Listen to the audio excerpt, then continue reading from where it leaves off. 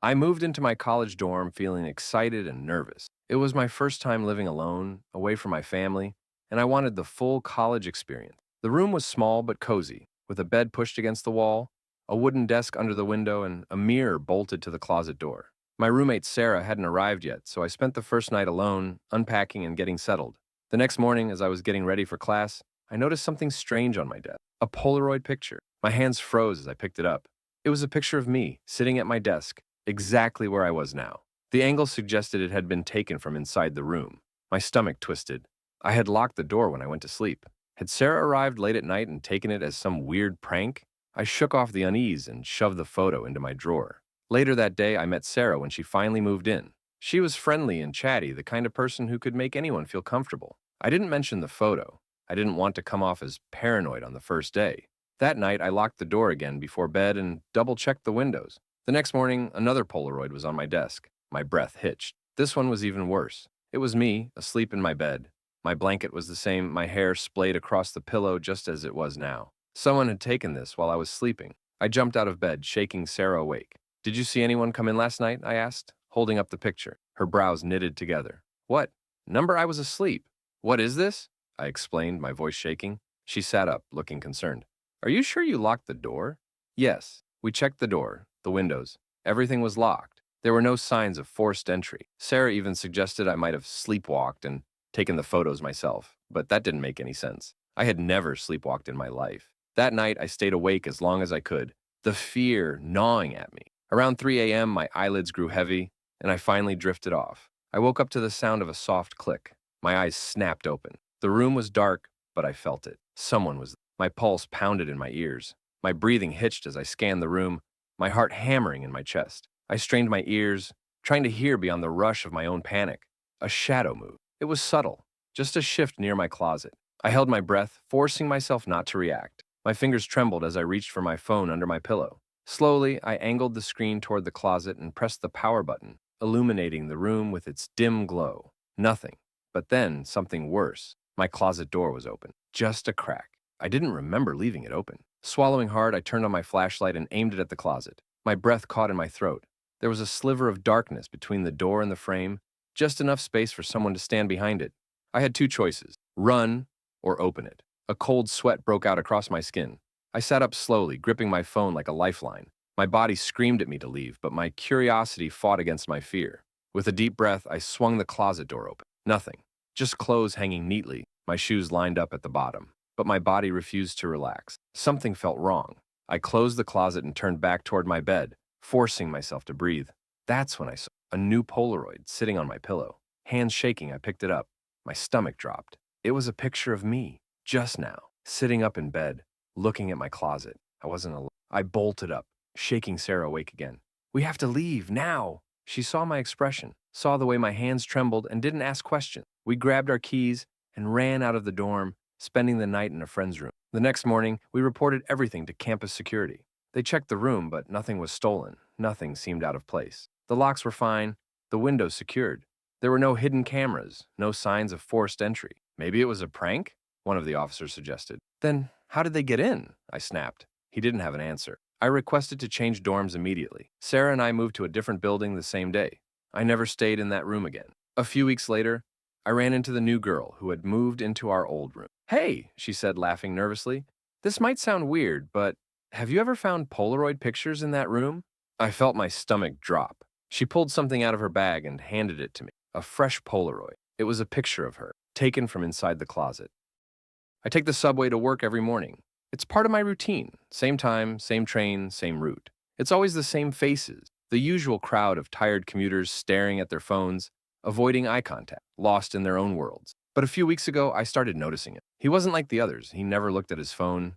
He never carried a bag or read a book. He just sat there staring at me. The first time I noticed him, I thought it was a coincidence. A middle-aged man in a gray hoodie, sitting across from me with a strange, almost frozen smile. I glanced at him briefly, then looked away, brushing off the uneasy feeling crawling up my spine. The next day, he was there again. Same seat, same eerie smile. His eyes locked onto me the entire ride. I shifted uncomfortably, but told myself I was imagining. The subway was a public place. People stared sometimes. It didn't mean anything, but then it kept happening. Every morning, no matter which car I got into, he was there, always at the same distance, not too close, not too far, just watching me with that fixed, unnatural grin. I started changing my routine.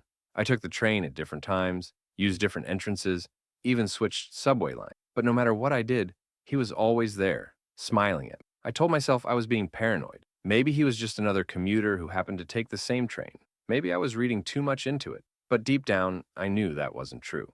One evening, I stayed late at work, hoping to avoid him.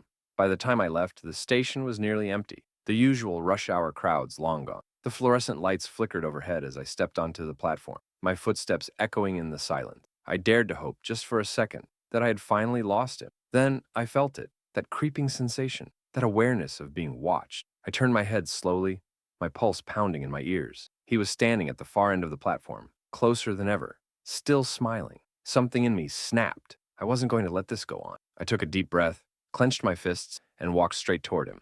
My legs felt like lead, but I forced myself forward, determined to confront him. But as I got closer, something strange happened. His smile widened, not in a normal way, but in a stretched, unnatural manner, as if his face were splitting apart. His eyes didn't blink. His body didn't move. I stopped in my tracks, my blood turning to ice. And then, the train arrived. The doors hissed open and I stumbled inside, heart hammering.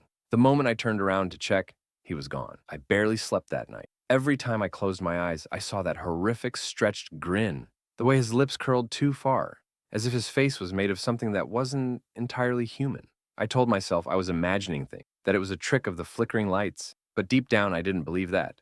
The next morning, I hesitated before heading to the subway, but I couldn't let fear control me. I stepped onto the train, my stomach twisting into knots. I scanned the car, dreading what I might see, but he wasn't there. For the first time in weeks, I let out a breath of relief. Maybe it was over. Maybe he had finally stopped. I sat down, letting myself relax for the first time in days. The train rattled forward, the dull hum of the city swallowing me whole. And then, just as the doors closed, I heard a whisper behind me. "You looked so beautiful today." The blood drained from my face. I spun around, but there was no one there. Just the empty seat behind me, and a note, torn from a small, crumpled piece of paper, with only 5 words written in shaky, uneven handwriting. "I think I'll sit closer." I used to work the late shift at a small convenience store just outside my town. It wasn't a bad job, quiet most, aside from the occasional drunk stumbling in for cigarettes or snacks. I actually liked the silence, that is, until the night I realized I wasn't alone. It started with a phone call. The landline rang at exactly 2:37 a.m. That was already weird because no one ever called this late. Most people didn't even know the store had a landline. "Hello?" I answered, glancing at the empty parking lot outside. Silence. "Hello?" I repeated. Then, just as I was about to hang up, I heard it. A slow, shallow breath on the other end. Not words, just breathing. I felt a cold shiver crawl down my spine. "Look, if this is a prank..." Click. The line went dead. I exhaled, shaking my head. Probably just some bored kid messing around. I went back to organizing the shelves, trying to push the uneasy feeling away. But then, at 3 a.m. sharp, the phone rang again. This time I hesitated before answering. "Hello?" Silence. Then that same breathing, slow, ragged, too close to the receiver. A chill crawled up my arms. "Who is this?" I demanded. A long pause. Then, finally, a whisper. "I'm watching you." My stomach dropped. I spun around, eyes darting to the front windows. But the parking lot was still empty. The store's fluorescent lights buzzed above me, casting long shadows against the shelves. "Where are you?" I tried to keep my voice steady, but my hands were trembling. Silence. Click. The line went dead again. I stared at the phone, my heart hammering. It had to be a prank. But then a thought hit me like ice water. The store didn't have caller ID. Whoever this was, they knew I was alone. I locked the doors. We weren't supposed to until closing time, but I didn't care. I told myself I was being paranoid, that it was nothing. And then, at 3:15 a.m., the motion sensor beeped. Someone had triggered the sensor at the front door. I turned toward the security monitor, expecting to see a customer standing outside. But there was no one there. The door hadn't even moved. My skin prickled. I switched the camera to the back entrance. Nothing. The aisles. Nothing. Then I checked the storage room, and my breath caught in my throat. The back door was wide open. I knew I had locked it. I was sure of it. A dark shape lingered just outside the threshold, barely visible in the grainy camera feed. I turned, heart pounding, expecting to hear footsteps coming from the back room. But the store was silent. Too silent. I grabbed the wooden baseball bat we kept behind the counter and took slow, cautious steps toward the back room. The air was heavy, thick with an oppressive stillness. I reached the doorway, gripping the bat so hard my knuckles ached. The back door was open, swinging slightly in the night breeze, but no one was there. I stepped outside, my breath fogging in the cold air. Nothing, just the dumpsters and the empty alley. Then something made me look down. A Polaroid. It was lying on the ground just outside the door. I bent down, picked it up, and turned it over, and nearly dropped it. It was a picture of me, taken from inside the store. I bolted back inside, locking the door behind me. My heart was slamming against my ribs, my skin cold with sweat. I ran back to the counter and grabbed my phone to call the police. But before I could dial, the store phone rang again. I stared at it, my fingers frozen over the keypad. It rang once, twice, 3 times. I reached out with a shaking hand and picked it up. Silence. Then, in a voice that was so quiet it barely sounded human, I heard, "Smile." I turned instinctively toward the security monitor, and there, standing just outside the store, inches from the glass, was a man, grinning, holding a camera. The flash went off, and then he was gone. The police found nothing. No footprints, no fingerprints, no signs of forced entry. But I knew what I saw. And the next night, when I went back to work, there was another Polaroid waiting for me on the counter. This time, I wasn't in it, but the words scrawled across the bottom made my stomach drop. Almost time. I never paid much attention to the man who lived across the street. His house was old, the paint peeling, the yard unkempt. He rarely left, and when he did, it was always late at night, slipping into the darkness like a shadow. At first, I thought nothing of it. Everyone had their own lives, their own routines, but then I started noticing him. He watched me. It wasn't the casual glance of a neighbor. It was something else, something deliberate. The first time I caught him, I was in my bedroom, getting ready for bed. I glanced out my window, and there he was, standing in his upstairs window, staring straight at me. I froze. My stomach twisted into knots. Maybe it was a coincidence. Maybe he was looking at something else. But then, the next night, it happened again, and the night after that. Always the same window. Always the same blank, unmoving stare. I started keeping my curtains closed, but that only made it worse. I felt him watching even when I couldn't see him. My skin prickled with an invisible weight, like unseen eyes pressing down on me. Then things escalated. One night I was home alone when my doorbell rang. It was late, too late for a visitor. My stomach knotted as I crept toward the peephole. No one was there. I stood frozen, my heart pounding in my ears. Then, just as I was about to step back, the doorbell rang again. Harder more urgent. I didn't move. A long silence followed. Knock, knock, knock, software, almost playful. I turned and ran to my bedroom, grabbing my phone with shaking hands. I was about to dial 911 when something made me stop. A notification. A photo had been sent to my phone. With trembling fingers, I opened it and nearly dropped my phone. It was a picture of my bedroom window, taken from the outside, from my front yard. My breath came in short, panicked bursts. I ran to my window, hesitating before pulling the curtain back just an inch, and my stomach dropped. He was standing in his window. But this time, he wasn't watching from a distance. This time, he was grinning, wide, too wide. His lips stretched unnaturally, revealing too many teeth. And then, the light in his house went out. I didn't sleep that night. I kept every light on, my ears straining for the smallest sound. Morning finally came, and I convinced myself that I'd imagined some of it. Maybe the photo had been a glitch. Maybe I was just tired. But when I stepped outside to leave for work, I saw it. A Polaroid, tucked neatly under my welcome mat. I picked it up with numb fingers, flipping it over. It was a picture of me, sleeping, taken from inside my room. I never used to be afraid of walking home at night. My apartment was only a few blocks from the coffee shop and the neighborhood was usually quiet after dark. I'd take the same route every night, past the closed bakery, through the small park, then down my street. But one night, I got the feeling that someone was following me. At first, I told myself I was being paranoid. The streets were empty, the air crisp and silent, my footsteps the only sound. But as I passed the park, I heard it. Another set of footsteps, just a little too far behind. I sped up. The footsteps did too. My pulse pounded in my ears. I stole a glance over my shoulder. The street was dimly lit, but I could make out a figure, a man, walking at the same pace as me, too far to see his face, but close enough to know he was there. I turned the corner onto my street, my apartment only a block away. Then he whistled, a low, slow tune. I nearly tripped over my own feet. My hands were shaking as I reached for my keys, but I forced myself to stay calm. I wasn't going to run. I wasn't going to show fear. I reached my apartment door, jammed the key into the lock, and slipped inside. As soon as the door shut, I exhaled, pressing my back against it. I peeked through the peephole. The man had stopped in front of my building. He didn't move. He just stood there. And then he turned his head, not toward the street, not toward the sidewalk, toward the peephole, like he knew I was watching. I stumbled back, My breath caught in my throat. When I dared to look again, he was gone. I barely slept that night. Every sound made me jump. Every shadow looked like a figure. But when morning came, I convinced myself it was over. I was wrong. The next night, as I walked home, I heard it again. That same whistle. Low, slow, deliberate. I didn't turn around. I didn't run.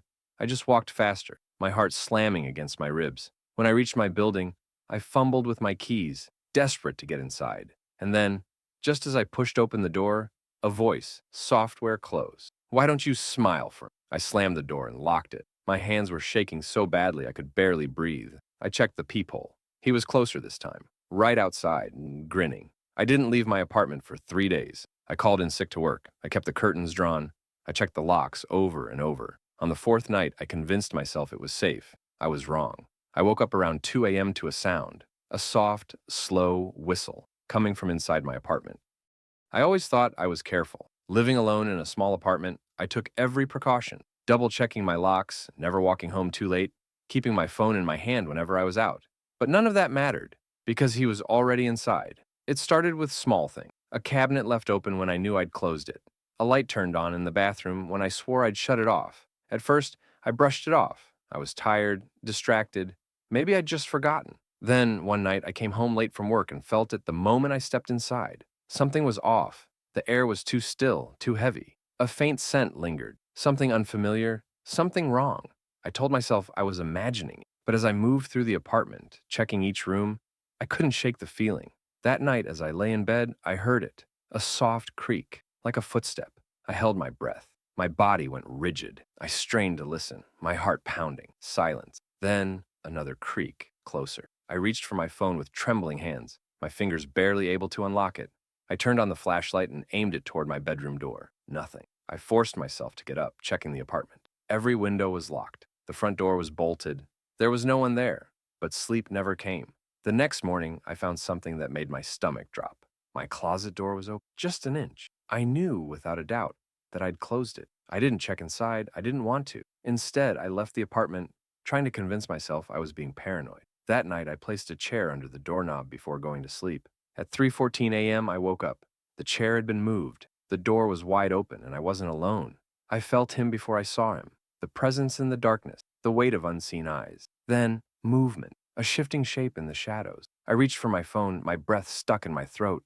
My flashlight flicked on, and I saw him, a man, crawling out from my closet. A twisted smile stretched across his pale face. His sunken eyes locked on. You almost saw me last. I screamed. I don't remember fumbling with the locks. The next thing I knew, I was in the hallway, pounding on my neighbor's door, my voice hoarse with terror. The police found nothing. No signs of forced entry, no footprints, no proof he had ever been there. But when I packed my things to move out, I found something under my bed. A Polaroid, a picture of me, sleeping, with a hand reaching out from the darkness. I never thought the apartment I rented would be anything other than a temporary home. Just a place to crash for a few months until I figured out my next step. But there was something about it that made me uncomfortable. It was small, dark, and tucked away in an older building on the outskirts of the city. The rent was cheap, the landlord was never around, and the walls were so thin I could hear every creak of the old structure. It seemed harmless enough, but something felt off. I moved in on a Sunday, and by Tuesday I started hearing it. The whispers. At first it was barely noticeable, a soft murmuring like someone talking too quietly to hear, but the more I tried to ignore it, the more persistent it became. At night, as I tried to fall asleep, I could hear the whispers drifting through the walls, so faint but so deliberate. It wasn't just the walls, though. It seemed like they were following me. One night, I sat on my couch reading a book when I heard it again, a soft whisper from the corner of the room. I froze, my heart racing. I looked around, but the apartment was empty. There was no one there. The whispers continued, this time louder, clearer. Let me out. My blood ran cold. I stood up, the book falling from my lap. I walked over to the corner where the sound was coming from, but there was nothing there. Just the shadows of my small living room. The whisper stopped, but the unease didn't leave. That night I locked every door, every window, and pulled the covers up tight around me, hoping that the sound would stop. It didn't. The next night, the whispers were back, louder than ever. Let me out! I couldn't ignore it anymore. I had to figure out what was going on. I went down to the landlord's office and asked about the apartment's history. His face grew pale. You're in 4B? He asked, his voice shaky. I nodded. He swallowed hard, glancing at the floor. I don't know how to say this, but that apartment has a history. I waited for him to continue, but he just shook his head. It's better if you just leave, he said, his voice almost pleading. I didn't. I couldn't. Instead, I decided to stay and get to the bottom of it. I couldn't shake the feeling that there was something or someone trapped in that apartment. That night, I went to bed early, setting up my phone to record audio while I slept. I was desperate for proof. Around 2 a.m., the whispers started again. Let me out! This time, I heard something else, a scraping sound like fingernails dragging across the floor. I grabbed my phone and turned on the flashlight, my breath shallow, my heart pounding. I swung the light around the room, but there was nothing there, just the shadows. I checked the audio recording the next morning. The whispers were clearer, louder, but there was something else, a low, guttural voice, something I hadn't heard before. It growled, barely audible, but unmistakable. You shouldn't have stayed. I was terrified, but I couldn't leave now. I needed answers. That night, I decided to search the apartment, looking for anything out of place. In the closet, I found it. A small, dusty box hidden beneath the floorboard. I opened it. Inside was a collection of old photos, pictures of people, none of them familiar. But there was one thing they all had in common. Their eyes were scratched out. I turned the box over, and something fell out. A key. It looked ancient, worn, like it belonged to something long forgotten. The whispers came louder. Let me out. This time, they were no longer just in the walls. They were in my head, in my ears. I knew what I had to do. I took the key and unlocked the small door in the back of the closet that I hadn't noticed before. The room behind it was small and damp, its walls lined with old, decaying furniture. But in the center of the room was a mirror. I approached it, my reflection staring back at me, but then something shifted. The reflection in the mirror didn't move with me. It stayed still, smiling. Let me out, whispered. I backed away, heart racing, but the reflection didn't stop. It stepped out of the mirror, and it wasn't me. I screamed, but no one came. The thing in the mirror, my reflection, smiled wider, its eyes dark and hollow. You shouldn't have stayed, it said again, its voice not mine. And then it stepped toward me. I thought the new job would be a fresh start. After months of unemployment and rejection letters, I finally landed a position as a night receptionist at an old, almost forgotten hotel in the outskirts of town. The building was massive, an old brick structure that had seen better days, with long hallways and rooms that hadn't been touched in years. But it was a paycheck, and that was all I cared about. The first few nights were uneventful. The hotel was mostly empty, save for a few regulars who came and went. The old owner, Mr. Abernathy, would stop by every few days, walking through the lobby with his cane, his eyes distant and unfocused. He never said much, just a quiet nod and a gruff, "Good evening." Then he'd disappear into his office. But then on the fourth night, things changed. It was a quiet, rainy evening when he came in. A tall man, his coat dripping with rain, his eyes hidden behind dark sunglasses. He didn't seem out of place at first. He walked up to the desk, pulling a thick wad of cash from his pocket. I'll take a room, he said, his voice low, almost too quiet. I glanced up at the clock. It was well past midnight. The hotel wasn't exactly a popular destination, especially on a rainy night like this. We don't get many guests at this hour, I said, smiling politely. But I can give you a key to room 302. It's the last one available. He didn't answer, just handed me the cash and nodded. 302? Good. Thank you. His tone was strange, too calm, too deliberate, but I handed him the key and watched him disappear down the hall. That night, I couldn't sleep. The rain pounded against the windows, and the creaking of the old hotel kept me awake. Around 3 a.m., I heard it. Footsteps in the hall. I looked up from the desk, but no one was there. Then the sound came again, louder this time. The steady thump, thump, thump of footsteps, walking slowly, deliberately, right outside my office. I froze, staring at the door, waiting for someone to come in, but no one did. I got up and stepped into the hallway, my heart pounding in my chest. The footsteps had stopped, but there was an odd feeling in the air, a heavy, oppressive silence. Room 302's door was slightly ajar. I hesitated, but curiosity pulled me closer. I gently pushed the door open. The room was empty, but it wasn't. The bed was neatly made and the curtains were drawn, but there on the floor was a strange symbol drawn in red. I knelt down to get a better look. The symbol was intricate, too intricate, and as my eyes followed the lines, I felt a chill run through me. That's when I heard the voice, a low whisper, just behind me. Leave! I turned around, but no one was there. I ran back to the front desk, locking the door behind me. I felt like something was wrong. Something was wrong. I tried to shake it off. Maybe it was just the stress of the job, the loneliness of working the night shift, but I couldn't ignore the feeling. It lingered, pressing against me, filling the room with an unbearable weight. The next night, the man came back. This time, he didn't ask for a room. He simply walked in, his eyes hidden behind those dark sunglasses. He walked past the desk without saying a word, heading straight for the hallway.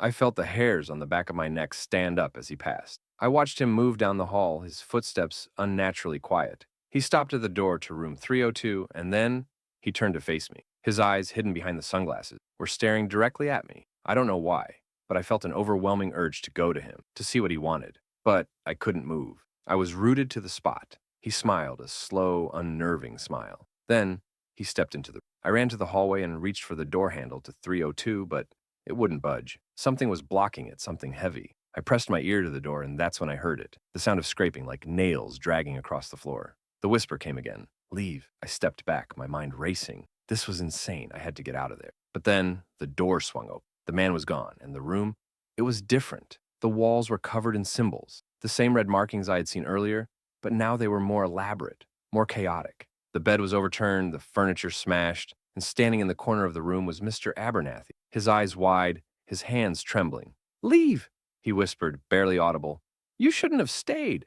The lights flickered and the temperature in the room dropped. I couldn't move. And then I saw it. In the reflection of the broken mirror, I saw the man, the one with the sunglasses, standing behind me grinning, and before I could scream, everything went dark. I was always a quiet person, the kind who kept to myself, never drawing attention. So when I found the old notebook on the bench at the bus stop, I thought it was just a random occurrence. Someone's lost item, maybe. I almost left it there, but something about the worn leather cover intrigued me. It looked so old, so personal, like it had a story to tell. I picked it up, flicked through the pages, but there was nothing written inside, just blank, yellowed pages. I shrugged it off, figuring someone had abandoned it. I shoved it into my bag and caught the next bus home. But that night, the dreams started. At first, they were strange but harmless, a few cryptic images, fleeting faces, random places I didn't recognize. But over time, the dreams grew darker, more vivid, more real. In each dream, I saw the same thing, a figure cloaked in black, standing in the distance. It was always just out of reach, never close enough for me to make out its face, but I could feel its eyes on me, watching, waiting. The whispers followed me into my waking life. It started with a soft murmur in the back of my mind, but soon it grew louder, insistent, demanding, like someone was speaking to me from just behind my shoulder. When I looked over my shoulder, no one was there. One night, unable to take it anymore, I decided to open the notebook again. This time, as soon as I flipped it open, something changed. The pages weren't blank anymore. There were words, written in dark, spidery handwriting. You found me. My heart stopped. I didn't know how the words had appeared. I didn't remember writing them, but there it was, clear as day. You found me, and now you have to come. I slammed the notebook shut and threw it across the room, my breath coming in short, panicked gasp. But the next day, the whispers started again, this time louder, more urgent, and this time, they were coming from the notebook. You have to come. Now. I tried to ignore it. I tried to forget about the notebook, about the strange figure in my dreams, but it was impossible. The dreams began to bleed into reality. One night, I woke up to find the figure standing in the doorway of my bedroom. I couldn't move. I couldn't speak. I just stared at it as it stood there, its form shifting in the shadows. It didn't make a sound, but I could feel it reaching out to me. I grabbed the notebook. I couldn't help myself. I had to know what it wanted. As I opened the notebook, the words had changed again. Come to me. It was no longer a request. It was a command. I tried to fight it. I tried to close the book and push it away, but something pulled me toward it, a compulsion I couldn't resist. My body moved of its own accord, carrying me across the room to the door, out into the night. I didn't know where I was, know why, but my legs carried me through the streets, down dark alleyways, until I stood in front of an old, abandoned house I had never seen before. The house loomed in the darkness, its windows empty, like hollow eyes staring back at me. The whispers were deafening now, and the compulsion was so strong that I felt like I was no longer in control of my own body. I stepped inside. The floor creaked beneath my feet, and the air was thick with the smell of decay. The walls were lined with old photographs, their faces scratched out, but the eyes were still visible. And then I saw it, the figure from my dreams. It was standing in the corner of the room, its form more solid now, its eyes glowing in the dark. I wanted to run. I wanted to scream, but I couldn't. My body refused to move. You're here, it whispered, its voice like ice. I couldn't. The figure stepped closer, and I could see its face for the first time.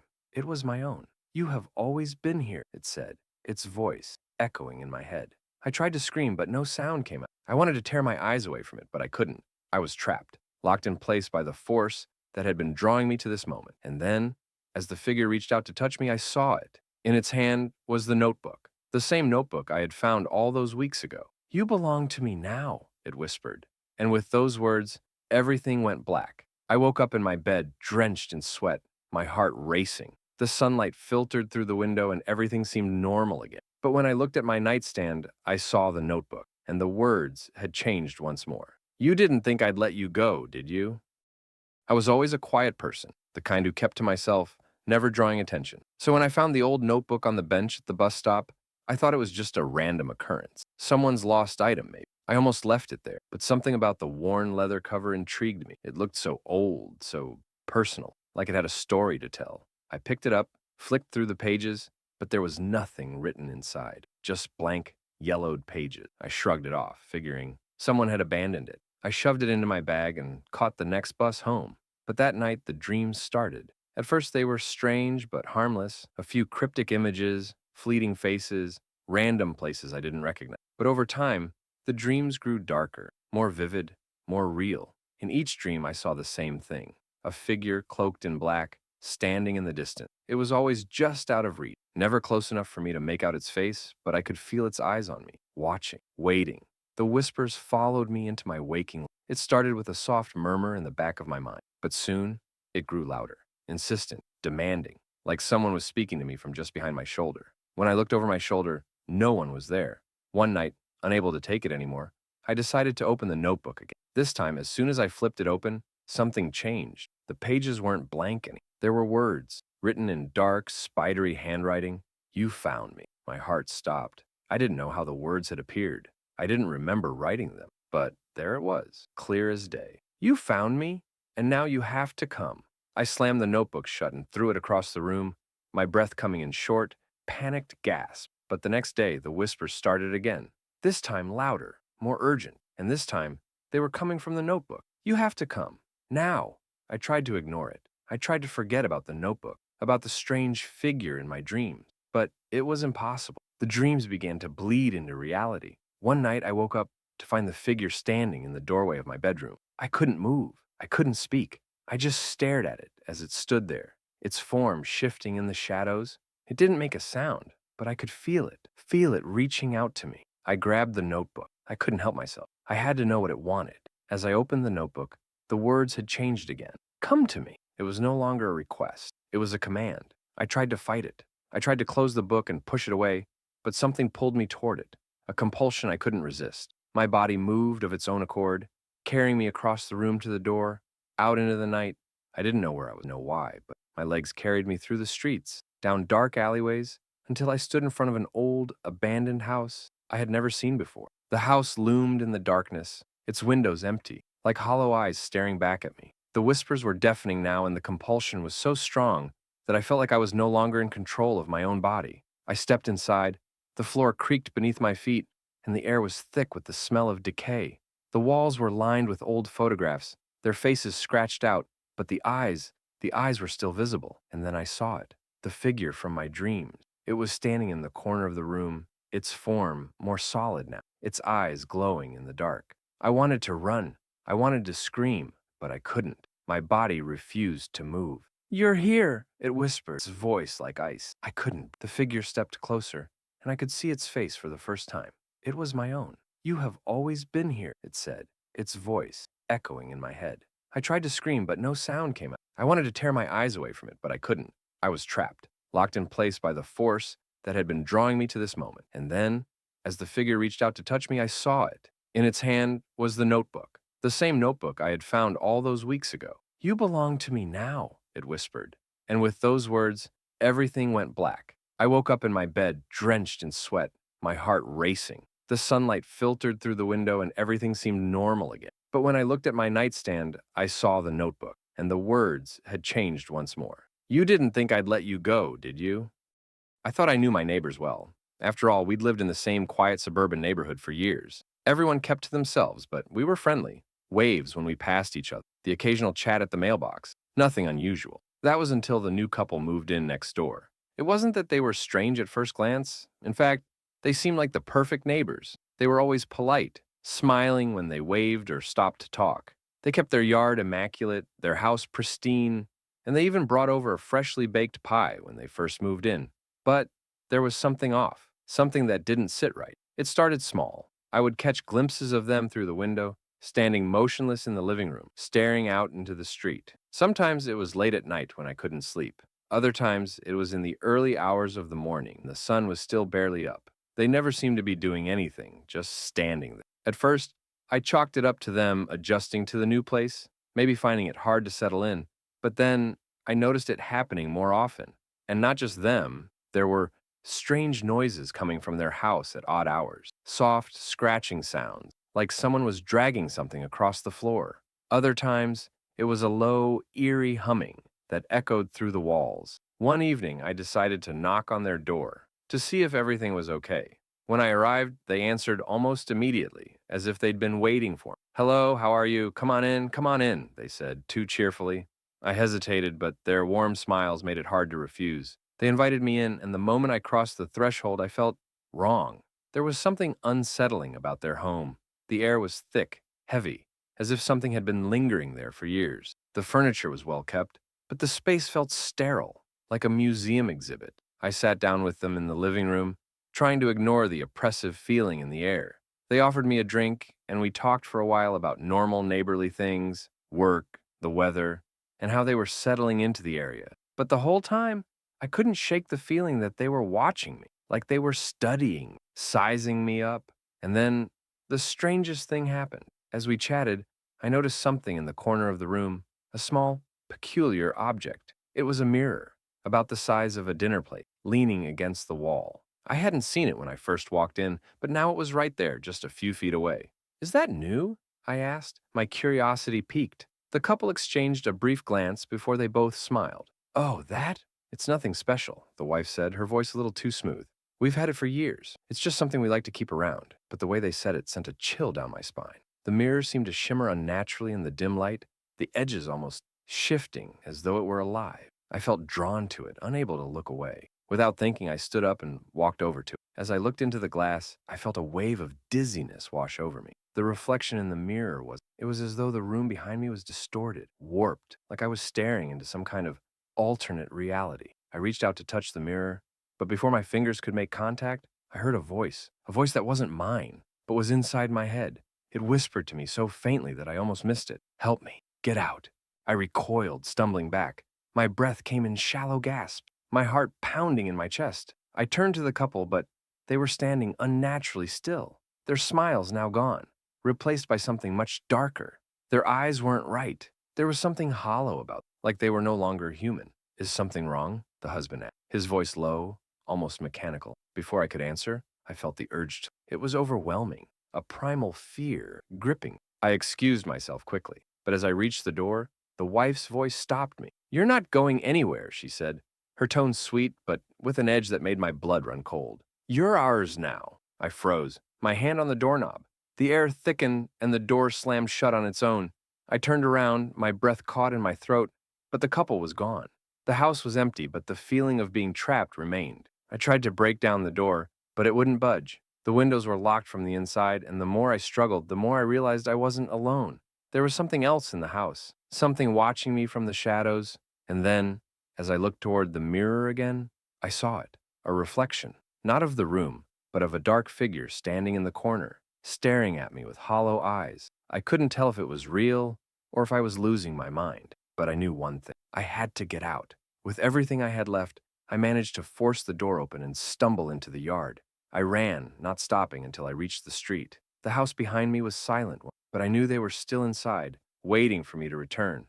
I never went back to that house. I never saw my neighbors again, and I never spoke to anyone in the neighborhood about what happened. But I know it's still there. I can feel it, deep in my bone. Every now and then, when the wind blows just right, I hear the faintest whisper of a voice, and it always says the same thing. "You're ours now."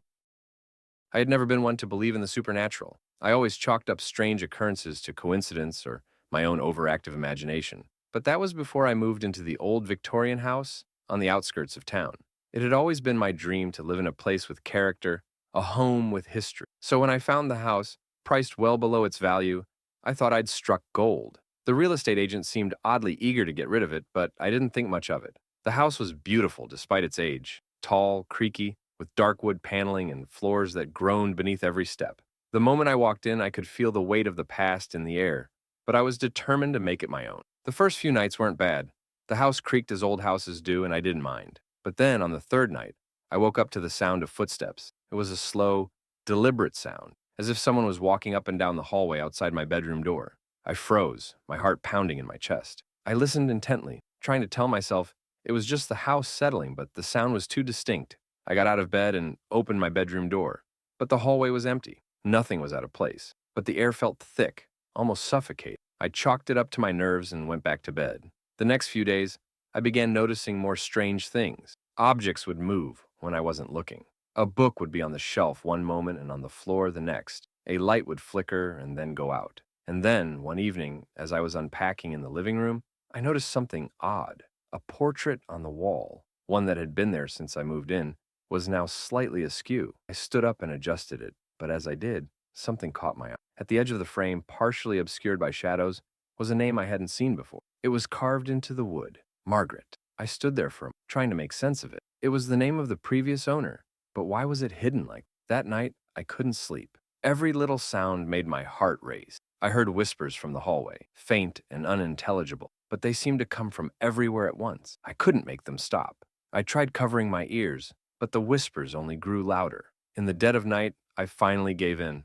I got out of bed, grabbed a flashlight, and ventured into the hallway. I felt the temperature drop as I stepped outside my room. The house was still, but the air felt charged, like electricity before a storm.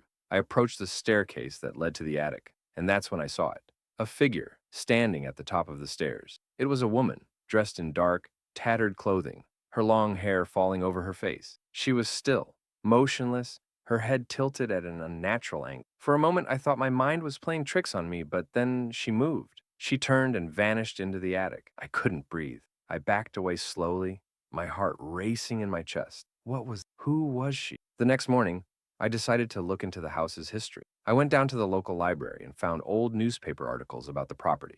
The house had once belonged to a woman named Margaret Price, a recluse who lived alone for decades. The articles described her as a strange, eccentric woman, one who had never had visitors and had mysteriously disappeared years ago. Some claimed she had gone mad. Others said she had been taken by something sinister, but no one knew for sure. The house had stood empty ever since, with only whispers about the strange happenings inside. I returned home that afternoon, feeling a cold dread settle in my stomach. As I stepped through the front door, I heard the whispers again. This time, they were clearer, and I could make out the words, "Leave, before it's too late." I froze. The voice wasn't my own. It wasn't anyone I recognized. I turned to leave, but as I reached for the door, it slammed shut on its own. The house seemed to come alive around me, the walls closing in. I could feel her presence, Margaret, standing just behind me. I spun around and saw her. She was standing in the doorway to the living room, her face pale and gaunt, her eyes hollow. She smiled, but it wasn't a friendly smile. It was something darker, something more sinister. "You shouldn't have come here," she whispered. "This house isn't meant for people like." I backed away, my breath coming in short, panicked gasps. The house felt like it was suffocating me, the walls pushing in, the air heavy with dread. And then, in a voice that echoed in my mind, I heard her final words, "You'll never leave." The door swung open. I ran. I didn't stop until I was out on the street, gasping for air, the cold night air hitting my face like a slap. I never returned to that house. I couldn't. Every time I close my eyes, I see Margaret's face, her hollow eyes watching me from the darkness. I don't know if she's still in that house, waiting for the next person to wander in, but I know one thing for sure. Some houses are better left untouched, and some spirits, once they latch onto you, will never let you go.